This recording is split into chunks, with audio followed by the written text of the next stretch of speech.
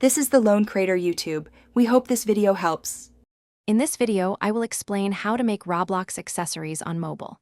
We will guide you through the entire process, from your initial idea to seeing your creation in the Roblox world. You will learn about the necessary mobile applications, design principles, and the steps to successfully upload your unique items. Get ready to unleash your creativity and contribute to the vibrant Roblox community with your custom accessories, all from your mobile device. First, choose a suitable mobile three-dimensional modeling app.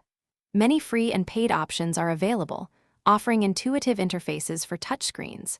When designing, aim for a low polygon count, ideally under 4,000 polygons, to ensure smooth performance across various devices. Focus on clear shapes and details.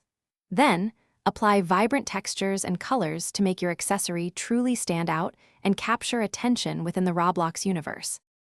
Once your design is complete, export it in a Roblox-compatible format, such as .obj or .fbx. These formats preserve your model's geometry and textures.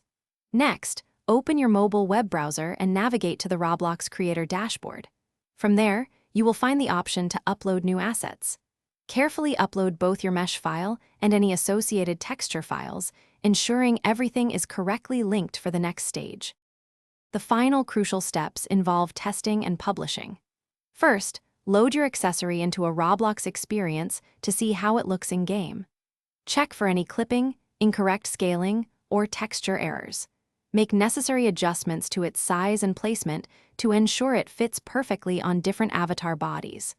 Once you are satisfied with its appearance and functionality, you can then publish your accessory to the Roblox marketplace, making it available for millions of players.